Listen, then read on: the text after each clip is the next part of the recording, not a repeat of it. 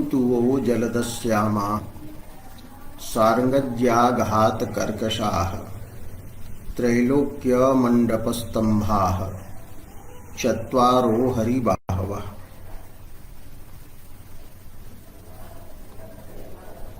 काव्य प्रकाशस्य चतुर्थे उल्लासे ध्वनि नामकस्य उत्तम काव्यस्य भेदाः प्रत्यपादिशत। पूर्वं ध्वनि काव्यस्य द्वौ भेदौ कृतौ अविवक्षितवाच्यः विवक्षितान्यपरवाच्यश्च। तत्र अविवक्षितवाच्य ध्वनेः अर्थांतर संक्रमित वाच्य रूपः अत्यंत तिरस्कृत वाच्य रूपश्च यौ भेदौ तद्विषयकः विचारः पूर्वं जातः। अद्य विवक्षितान्यपरवाच्य नामकः यः वर्तते भेदः तद्विषये विचारः कर्तव्यः वर्तते। काव्य प्रकाशे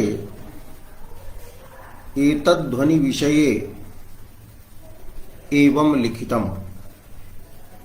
विवक्षितं चान्यपरं वाच्यं यत्रा परस्तु सः।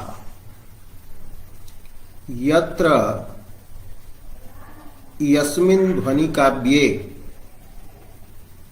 वाच्यं विवक्षितं भवति किंतु वाच्यं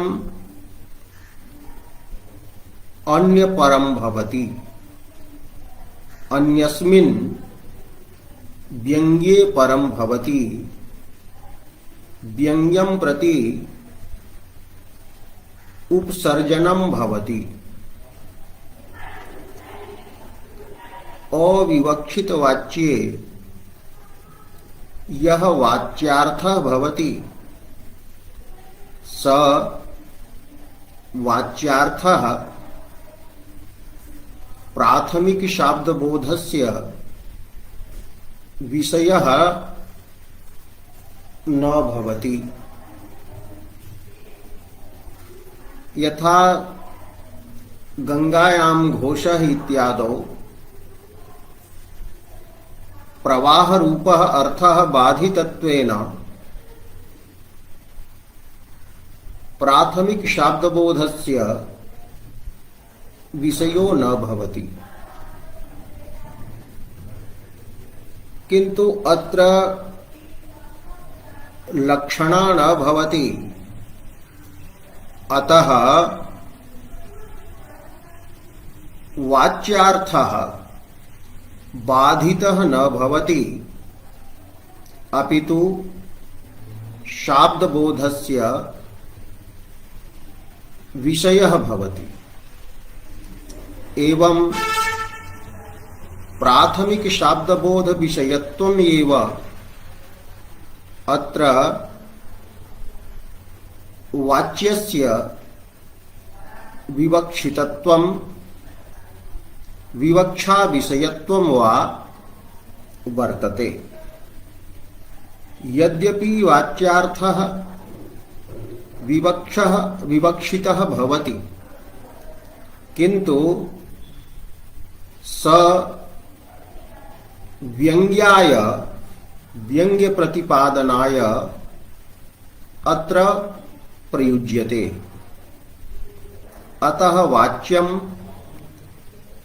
व्यंजकत्वेन व्यंग्यस्य उपकारकं भवति, व्यंग्यम उपकृतं भवति। उपकारकम उपसर्जनम गौणम वा उच्यते, प्रधानम तो उपकृतम उच्यते। अतः यत्र ध्वनौ यस्मिन् ध्वनि काव्ये वाच्यार्थः अबाधितत्वेन प्राथमिक शाब्दबोधस्य विषयः भवति, किन्तु वाच्यार्थः स्वस्मिन्नेव विश्रान्तः न भवति, अपितु अन्यं व्यङ्ग्यार्थं प्रति उपसर्जनं भवति। स ध्वनिः तद्ध्वनिनामकं काव्यं विवक्षितान्यपरवाच्य नाम उच्यते। अत्र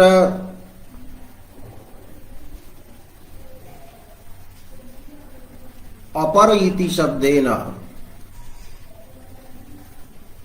अविवक्षितवाच्यात् अस्य भेदः उच्यते। अविवक्षितवाच्य ध्वनि प्रतियोगिकः यः भेदः तद्वान् अयं ध्वनि भेदः भवति।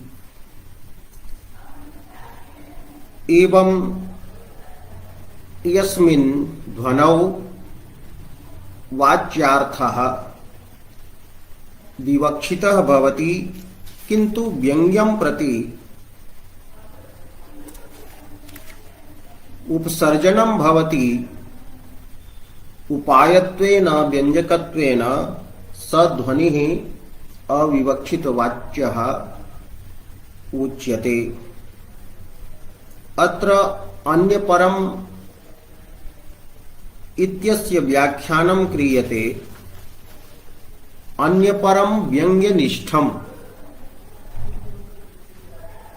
यस्य वाच्यस्य निष्ठा पर्यवसानं स्थितिः व्यङ्ग्ये एव भवति। यतो हि व्यङ्ग्यम् एव काव्ये प्रयुज्यमानस्य वाच्यस्य आधारः भवति। व्यङ्ग्याय एव वाच्यस्य प्रयोगः जायते। अन्यपरम् इति पदस्य व्यञ्जकम् इत्येव अर्थः कर्तुं न शक्यते। यदि एवं अर्थः क्रियते यत् यत्र वाच्यं विवक्षितं भवति व्यञ्जकं च भवति, व्यङ्ग्यस्य प्रतिपादकं भवति, स ध्वनिः विवक्षितान्यपरवाच्यः उच्यते इति यदा प्रतिपाद्यते कथ्यते, तदा गुणीभूत व्यङ्ग्येपि एतल्लक्षणं गच्छति। तस्मात् कारणात् अत्र अन्यपरम व्यङ्ग्यनिष्ठम् इति उक्तं, न तु व्यञ्जकं वाच्यम् अत्र भवति। व्यञ्जक मात्रत्वं व्यञ्जकत्वमात्रमेव अत्र भवति इति नहीं, अपितु व्यञ्जकत्वं यत् वर्तते अस्य तेन उपसर्जनत्वम् अपि विवक्षितं भवति। गुणीभूत व्यङ्ग्येऽपि हि वाच्यमेव व्यञ्जकं भवति। गुणीभूत व्यङ्ग्ये लक्षणं न गच्छेत्, तदर्थम् अयम् अर्थः कर्तव्यः। प्राथमिक शाब्दबोध विषयः विवक्षितः व्यञ्जकत्वेन व्यंग्यम प्रति गुणीभूतश्च वाच्यार्थः यत्र ध्वनौ भवति स ध्वनिः विवक्षितान्यपरवाच्यः इति उच्यते। अतएव टीकाकृद्भिः लिख्यते विवक्षितं शाब्दबोध विषयत्वम् इति व्यंग्यनिष्ठं व्यंग्ये विश्रांतम् वाच्यं व्यंग्यस्य अपेक्षां करोति किंतु व्यंग्यम अभिव्यज्य एव तद्वाच्यं विश्रामं लभते। व्यंग्योपलक्षकत्वे व्यंग्यापेक्षकत्वे सति व्यंग्ये विश्रांतम् इति अन्यपरम् इति पदस्य अर्थः वर्तते। एवं विवक्षितान्यपरवाच्य ध्वनेः स्वरूपं प्रतिपादितम्। अयं ध्वनिः अभिधामूलः भवति अतः लक्षणायाः अत्र अवसरो न जायते। तस्मात्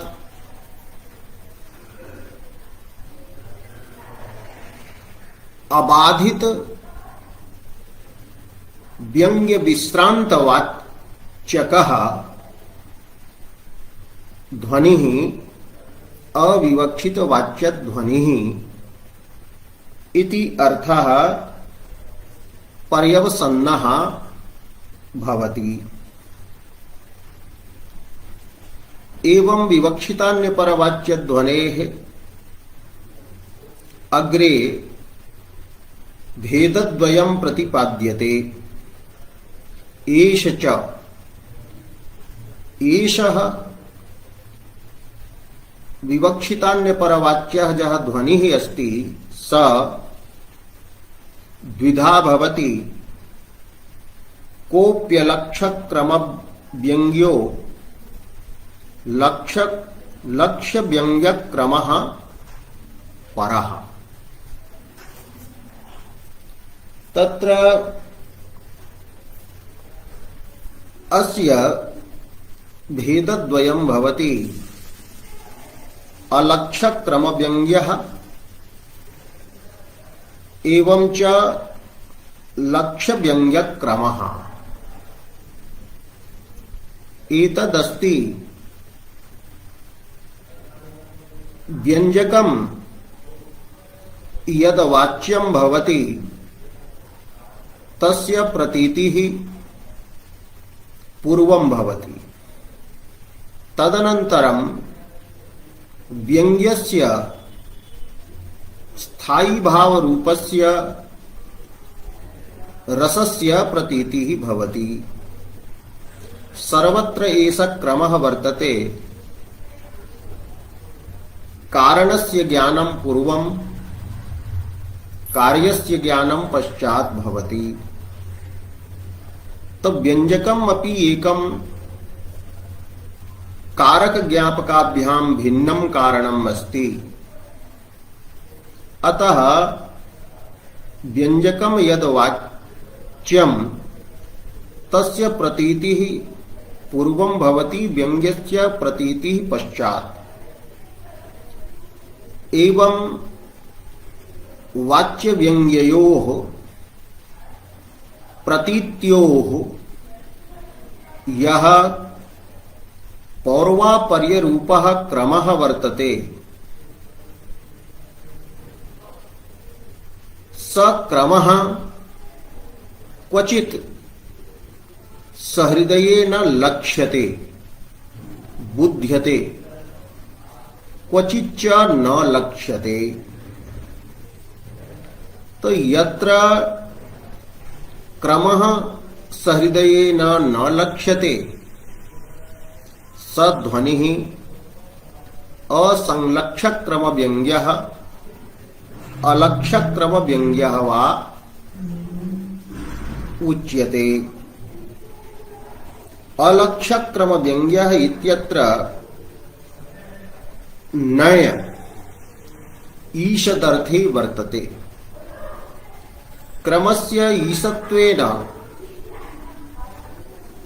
अस्फुटत्वेन अलक्ष्यता अत्र भवति। तो न लक्ष्यः अस्ति क्रमः यस्य तत् अलक्ष्यक्रमम्। अलक्ष्यक्रमं व्यङ्ग्यं भवति यस्मिन् स ध्वनिः अलक्ष्यक्रम व्यङ्ग्यः उच्यते। एवं लक्ष्यव्यङ्ग्यक्रमः व्यङ्ग्यस्य क्रमः व्यङ्ग्यप्रतीतेः क्रमः व्यङ्ग्यप्रतीतौ पश्चात्त्वं यत् वर्तते पूर्वत्वं व्यञ्जकवाच्यप्रतीतो वर्तते स क्रमः यत्र लक्ष्यः भवति सहृदयेन आकलयितुं ज्ञातुं शक्यते। तर्हि लक्ष्यः भवति व्यङ्ग्यस्य व्यङ्ग्यप्रतीतेः क्रमः यस्मिन् तादृशः ध्वनिः परः वर्तते अपरः वर्तते अलक्ष्यक्रमव्यङ्ग्यध्वनेः भिन्नः वर्तते। अलक्ष्यक्रमव्यङ्ग्यप्रतियोगिक भेदवान् अस्ति लक्ष्यव्यङ्ग्य क्रमनामकः ध्वनिः। तत्र पूर्वस्मिन् ध्वनौ व्यञ्जक प्रतीतिः व्यङ्ग्य प्रतीतिश्च झटिति भवति। येन शतपत्र भेद न्यायेन क्रमः लक्षयितुं न शक्यते। यथा कमलस्य शतं पत्राणि क्रमेण अधस्तात् उपरिष्टात् क्रमेण स्थापितानि भवन्ति। उपरिष्टात् सूच्या तत्र वेधः क्रियते तदा क्रमस्तु तत्र भवति यद्दलम् उपरि भवति यत्पत्रम् उपरि भवति तत्र पूर्वं वेधः भवति पूर्वं छिद्रं भवति। अन्तिमं यत् पत्रं वर्तते तत्र पश्चात् वेधः भवति पश्चात् छिद्रं भवति। किन्तु समेषु पत्रेषु वेधः एतावता सूक्ष्मेन कालेन जायते यह सूक्ष्म कालः ग्रहीतुं बुद्ध्या न शक्यते। अतः शतपत्र वेधने क्रमस्तु अस्ति किंतु लाघवात् शैघ्र्यात् शीघ्रतावशात् न लक्ष्यते। तथैव अत्रापि सक्रमः लक्षितः न भवति। अत्र व्यंजकाः भवन्ति विभावानुभाव व्यभिचारिणः। तत्र विभावाः ये नायक नायिकादयः सन्ति, अनुभावाश्च ये सन्ति, ते सर्वे वाच्याः भवन्ति।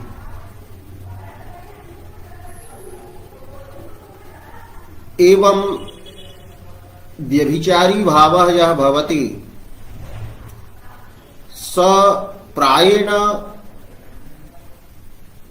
व्यङ्ग्यः एव भवति, अनुभावमुखेन तेषां प्रत्यायनं भवति।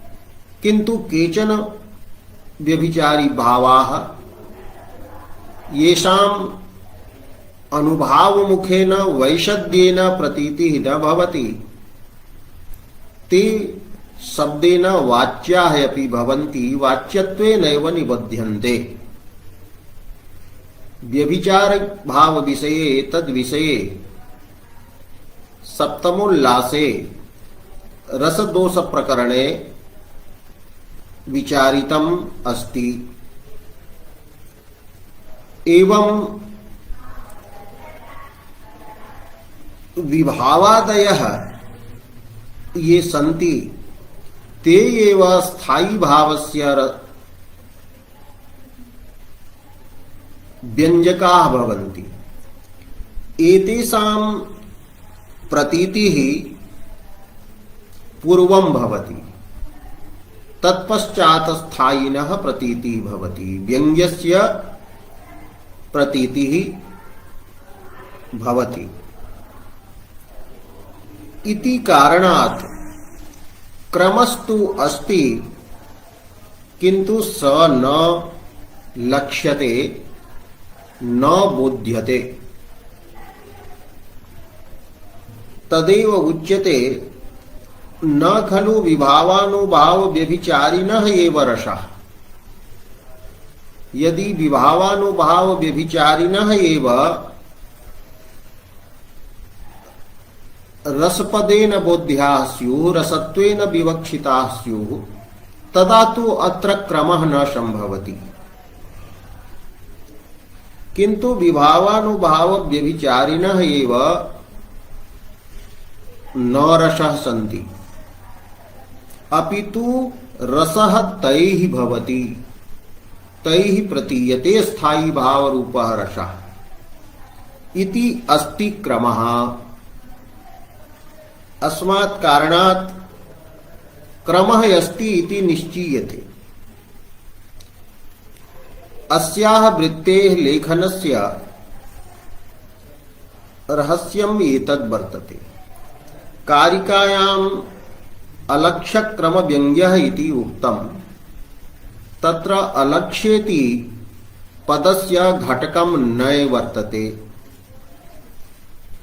तन्नय अभावार्थे वर्तते किम, अथवा ईषदर्थे अस्फुटार्थे वर्तते इति संशयः जातः।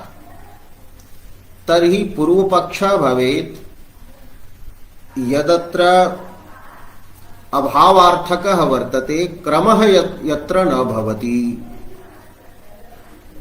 तस्य खंडनाय उक्तं नहीं अत्र नय इत्यनेन अभावः न विवक्षितः वर्तते, अन्यथा तु क्रमस्यैव अभावः स्यात्।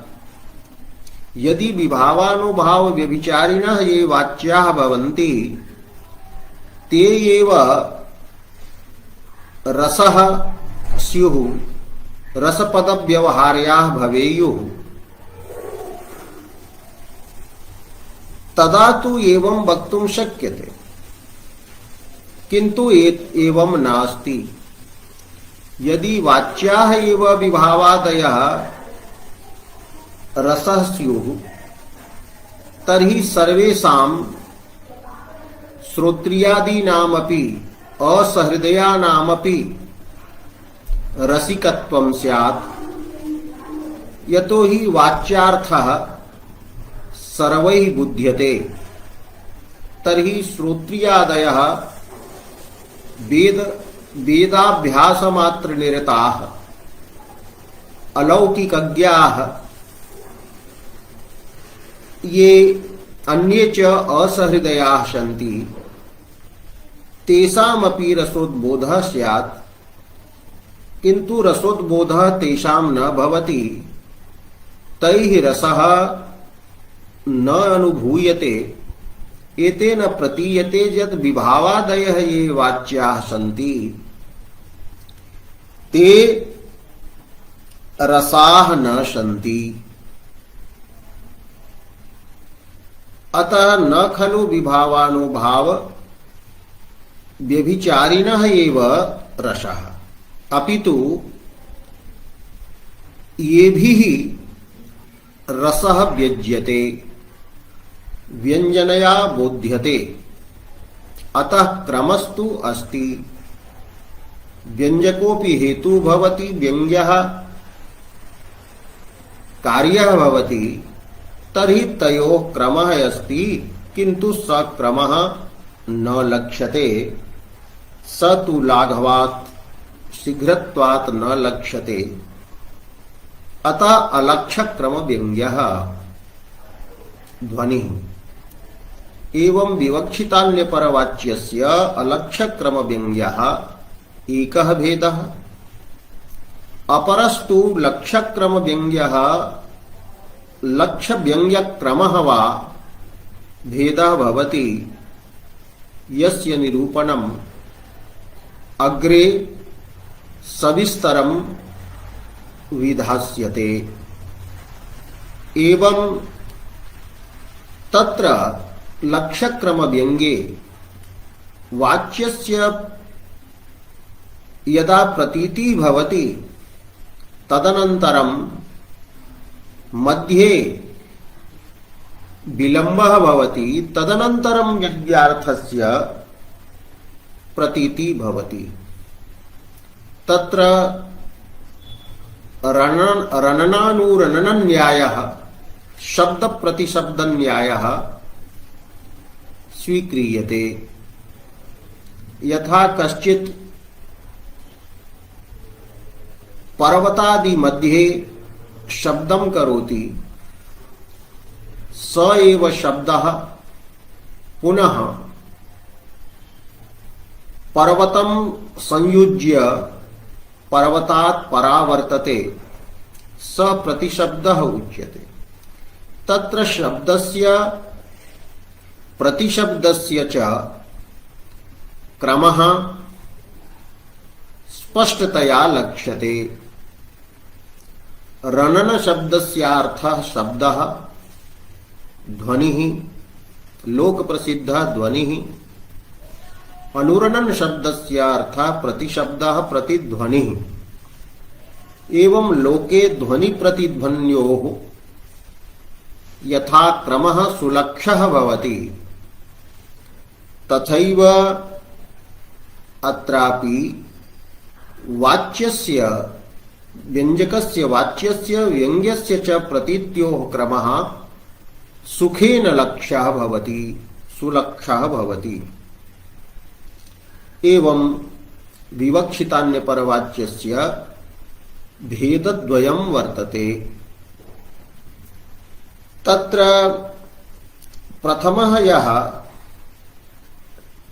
लक्ष्यक्रमव्यङ्ग्याभिधानः भेदः अस्ति तस्य विषये अग्रिमायां कारिकायाम् उच्यते अत्र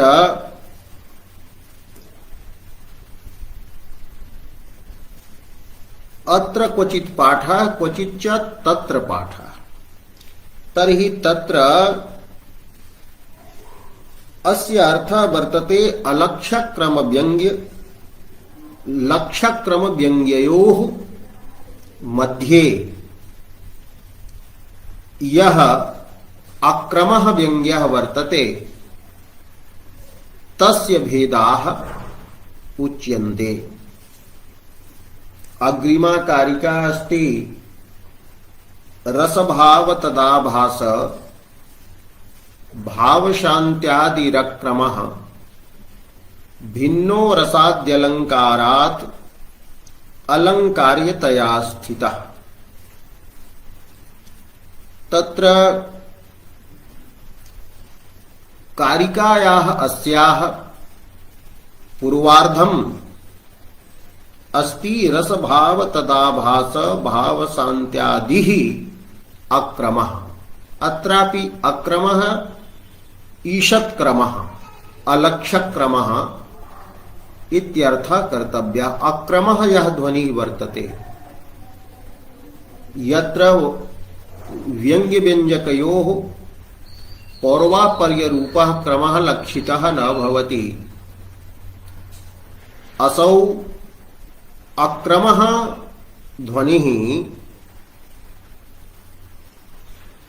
कीदृशः भवति, कति प्रकारः भवति, तर्हि उच्यते रसभाव तदाभास भावशान्त्यादिः।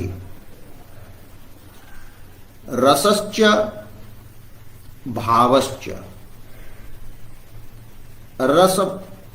रसश्च भावश्च तदाभासौ च। अत्र तदिति सर्वनाम्नां रसस्य भावस्य च परामर्शः। तर्हि रसाभासः भावाभासः एवं रसः भावः रसाभासः भावाभासश्च इति चत्वारः प्रकाराः अस्य सन्ति। एवं भावशान्तिश्च इत्थं रसश्च भावश्च तदाभासौ च भावशान्तिश्च। रसभाव तदाभास भावशान्तयः आदयः यस्य सध्वनिः अक्रमः अस्ति। यस्य ध्वनेः रसादयः भेदाः भवन्ति। अत्र आदिपदं प्रयुक्तम्। आदिपदेन कः अर्थः विवक्षितः इति ग्रंथकारः स्फोरयति। आदिग्रहणात् भावोदय भावसन्धि भावशबलत्वानि। आदि शब्देन भावोदयः गृह्यते, भावसन्धिः गृह्यते, भाव सबलत्वं भावशबलता च गृह्यते। एवं एते त्रयः आदिपदेन गृह्यन्ते।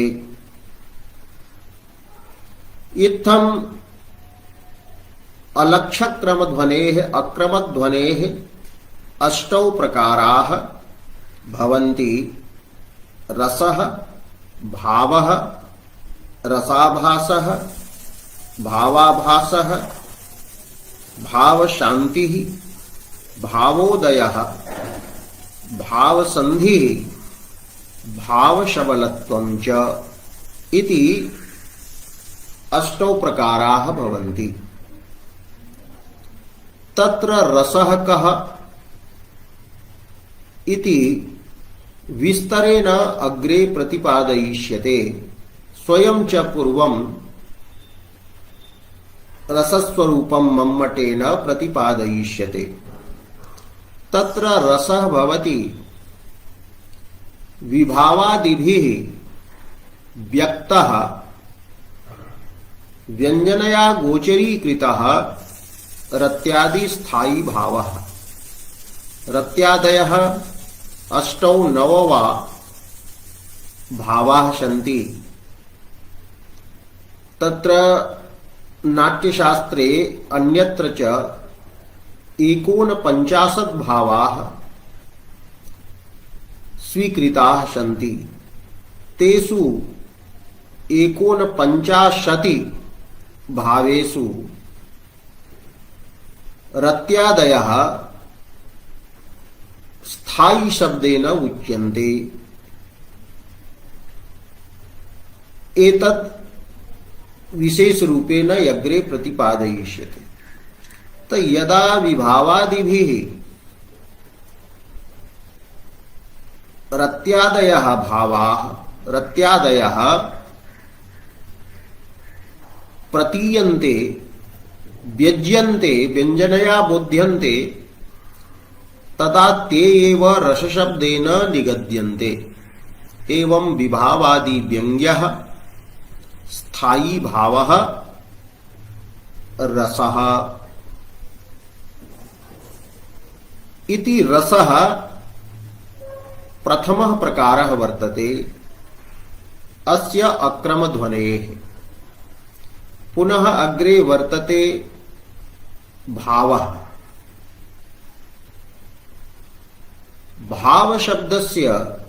भावस्य लक्षणम्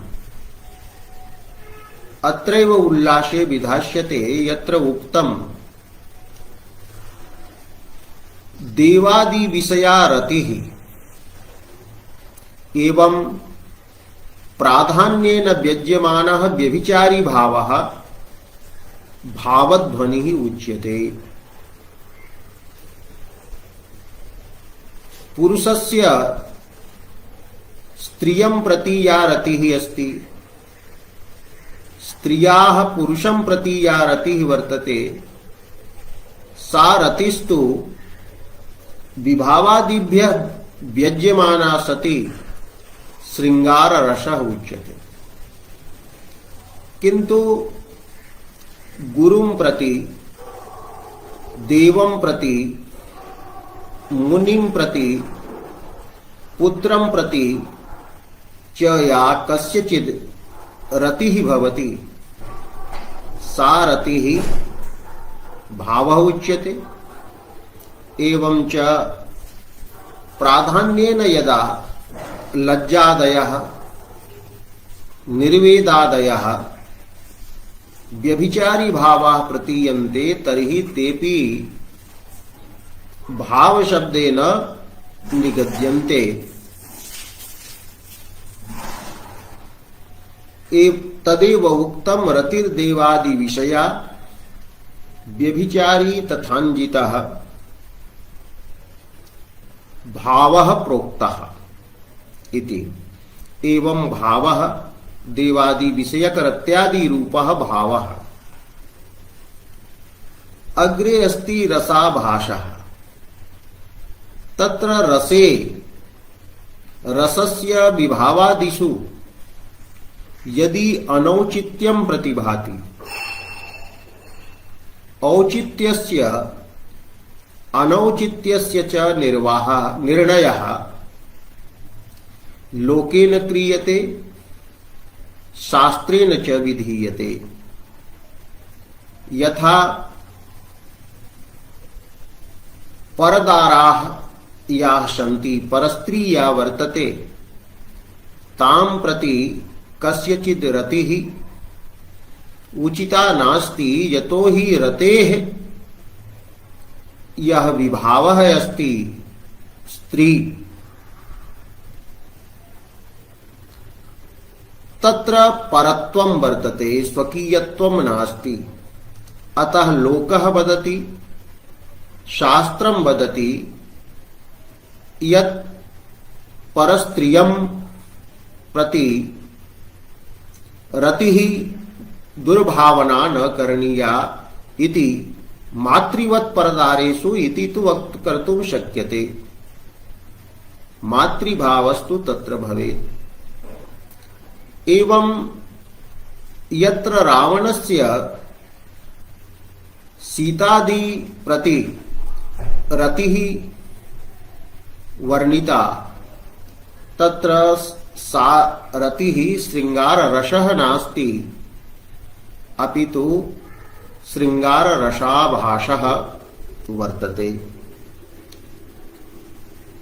रतिः यदि उभयनिष्ठा न भवति, केवले नायके एव भवति, केवलायां नायिकायाम् एव वा भवति, तर्हि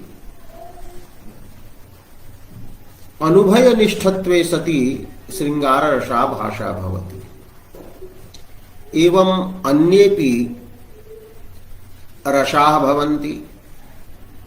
अब हास्य रसः वर्तते, तस्य विभावः वर्तते, कारणं वर्तते अनुचित वेशभूषा। कश्चित् नूपुरं यदि करे धारयति, काचित् नूपुरं करे धारयति, तर्हि हासः सम्पद्यते। कज्जलं यदि नेत्रे न न्यस्य कपोले न्यस्यते, तर्हि तद्दृष्ट्वा हासः जायते। कश्चित् चलन पतति, तदापि केचन हासं कुर्वन्ति।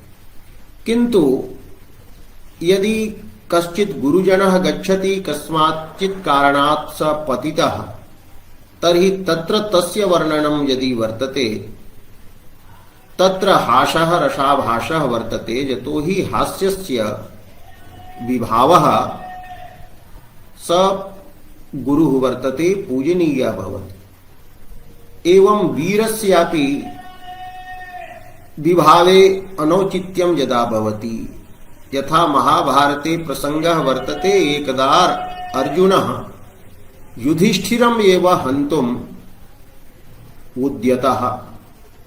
तत्र अर्जुने उत्साहः वर्ण्यते युधिष्ठिरहननाय। तस्य उत्साहस्य विषयः युधिष्ठिरः अनुचितः वर्तते। अतः वीररसाभासः तत्र भवति। एवं वाङ्मये रसाभासस्यापि वर्णनम् अस्ति। इत्थं भावः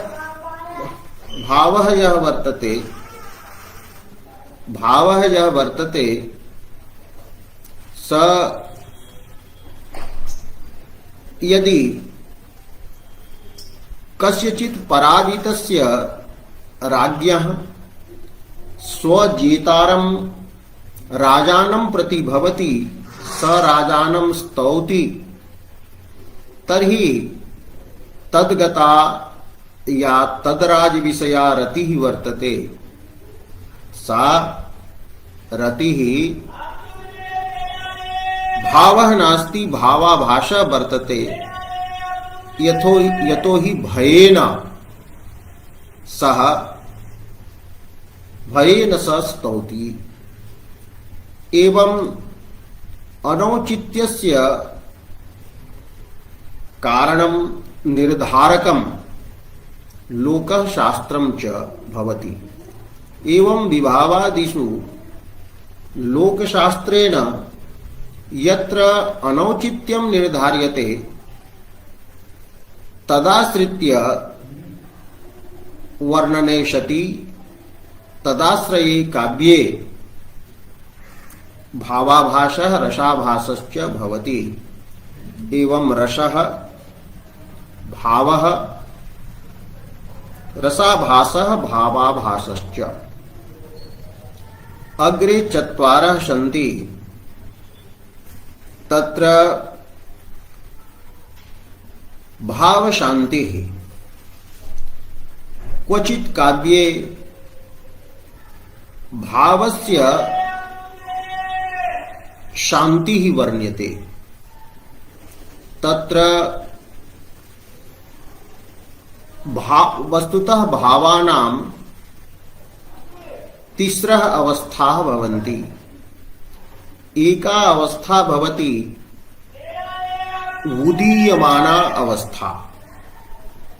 तर्हि उदीयमाना अवस्था विशिष्टः यदि भावः क्वचित् व्यज्यते, तदा तत्र भावोदय ध्वनिः स्वीक्रियते। अत्र रसगंगाधरे बहुधा विचारितम् यत् भावोदयः यत्र भवति भावशान्ति भवति तत्र प्राधान्येन कस्य आस्वादः किं भावस्य उदयावस्था या वर्तते स्वास्वादनीया अथवा उदयावस्था विशिष्टः यः भावः वर्तते स एव आस्वादनीयः आस्वाद विषयः शान्त्यवस्था विशिष्टः भावः एव आस्वादनीयः प्राधान्येन अथवा भावस्य या शान्तिः वर्तते प्रशमः स तर्हि सिद्धान्तः कृतः भावानां तिस्रः अवस्था उदयावस्था एवं शान्तावस्था तत्र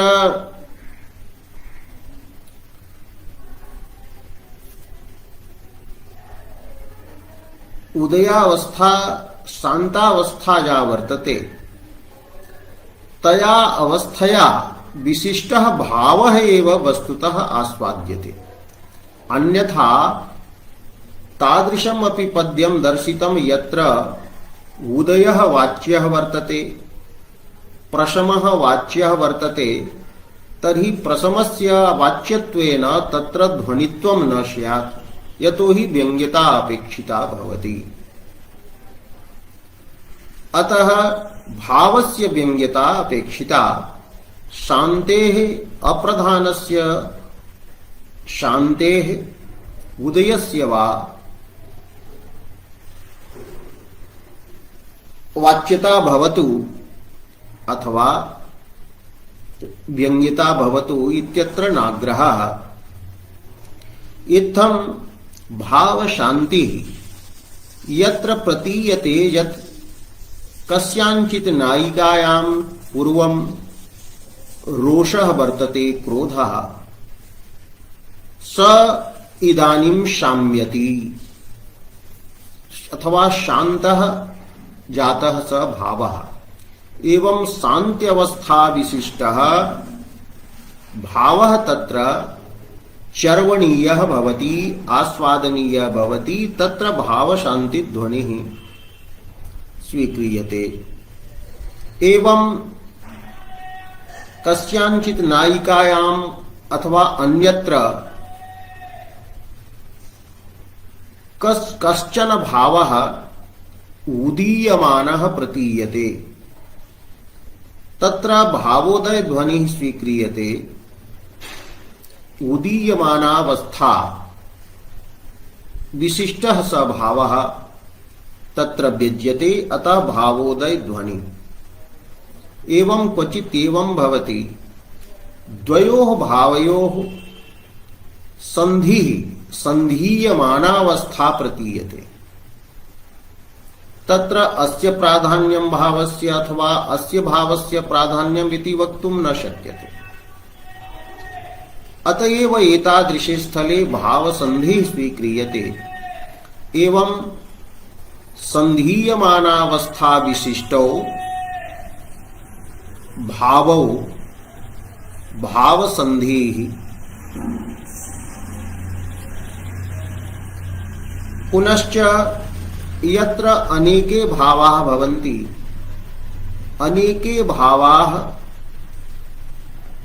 युगपत् आस्वाद गोचरा भवन्ति तत्र अनेक भावानां सबलता मिश्रणम् उपमर्द्य उपमर्दक भावः अथवा प्रतीयते पूर्वः भावः उत्पन्नः स भावान्तरं जनयति स्वयमपि नष्टः भवति तो पूर्व भावः यः वर्तते स उत्तरोत्तर भावेन तत्र उपमर्दनीयः विनाश्यः भवति तो उपमर्द्योपमर्दक भावः भवति अथवा योगपद्येन यत्र अनुसन्धीयन्ते तो द्विधा अवस्था भवति एवं सबलत्वावस्था विशिष्टाः भावाः मिश्रितावस्था विशिष्टाः भावाः भाव शबलता इति कथ्यन्ते। तो एवं और यत्र तु भावस्य स्थितिः भवति, भावानां तिस्रः अवस्थाः, तत्र शांति अवस्था तो भाव शांति है, एवं उदयावस्था विशिष्ट भावोदयः भवति, संधीयमाना अवस्था या वर्तते सा एव भाव संधिः। एवं मिश्री भवनम प्रपानक रसन्याये न मिश्री भवनम शबलत्वम, तो भाव शबलता ध्वनि स्वीक्रियते। भावस्य क्वचित् स्थितिः एव भवति, तर्हि भावस्थितिस्तु भावध्वनिः एव वर्तते। इत्थं रसः भावः रसाभासः भावाभासः भाव शांति भावोदयः भावसंधिः भावशबलता इति अक्रमध्वनेः अष्टौ प्रकाराः भवन्ति। तदेव अग्रे उक्तम् आदिग्रहणात् भावोदय भावसंधि भावशबलत्वानि गृह्यन्ते। इत्थं कारिकायाः पूर्वार्धं यत् वर्तते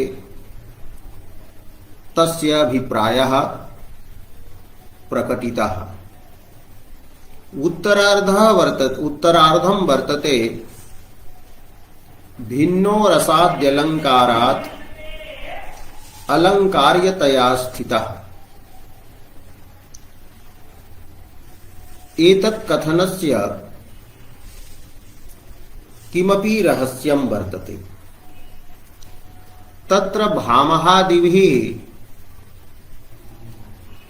रसादयः अलङ्काराः उक्ताः। रसवदाद्यलङ्कारपदेन ते अभिधीयन्ते।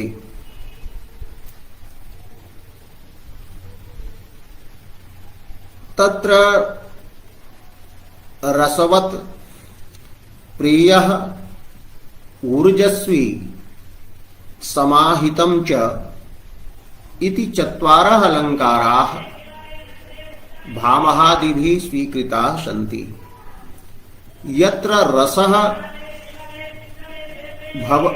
वर्ण्यते स रसः एव रसवत् अलङ्कारः, भावः प्रेयोऽलङ्कारः प्रेयानलङ्कारः उच्यते। एवं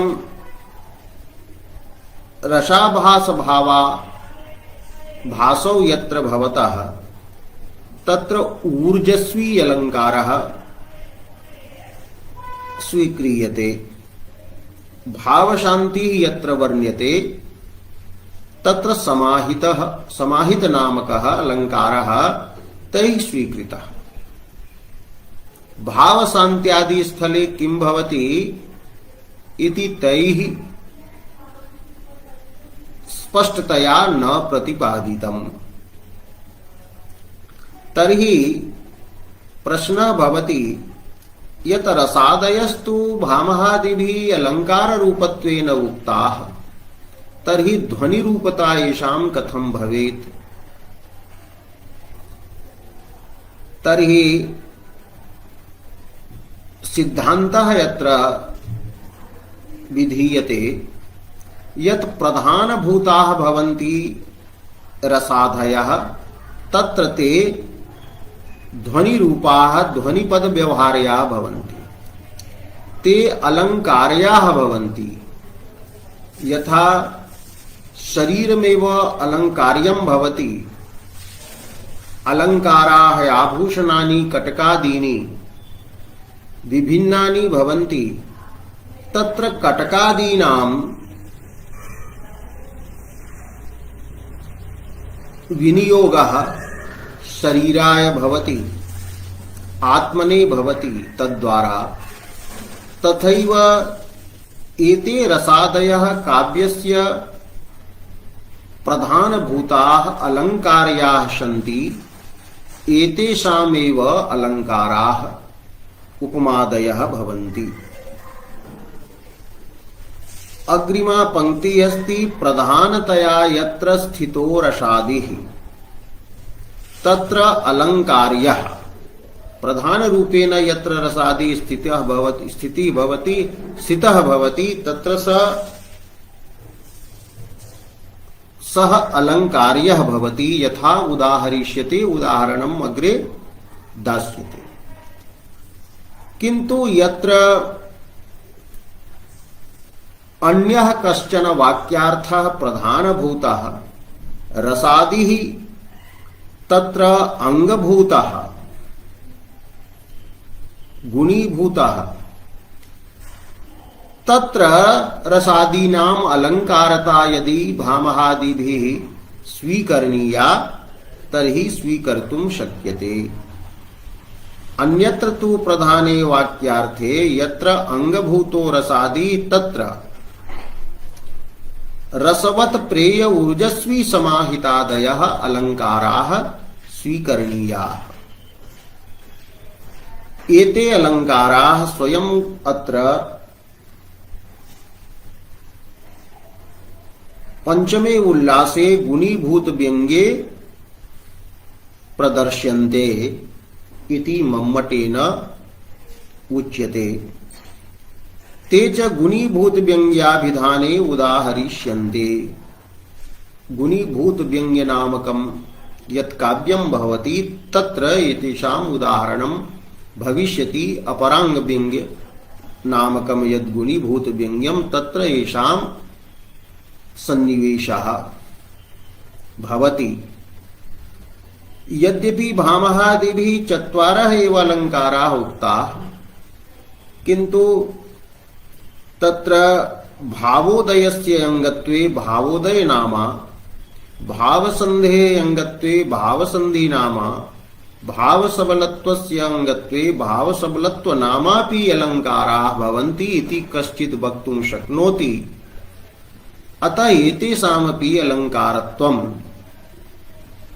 गुणीभूत व्यङ्ग्याभिधाने उदाहरिष्यन्ते इति ग्रन्थकारः अत्र वदति। एवं कारिकायाः उत्तरार्धस्य अर्थः जातः कि रसाद्यलङ्कारात् रसवदादयः ये चत्वारः अलङ्काराः सन्ति तस्मात् भिन्नः अलङ्कार्यतया अलङ्कार्यरूपेण स्थितः यः अक्रमः ध्वनिः भवति रसादिरूपः स एव ध्वनिः अस्ति। एवं अलङ्कार्यत्वेन स्थितः रसादिः अक्रमः ध्वनिः, किन्तु अलङ्कारत्वेन स्थितः यदि रसादि ध्वनिः तर्हि तत्र रसवत्प्रेयः प्रभृतयः अलङ्काराः यदि भवन्ति ते स्वीकर्तुं शक्यन्ते। एवं अस्याः कारिकायाः उत्तरार्धस्य एषोऽभिप्रायः वर्तते।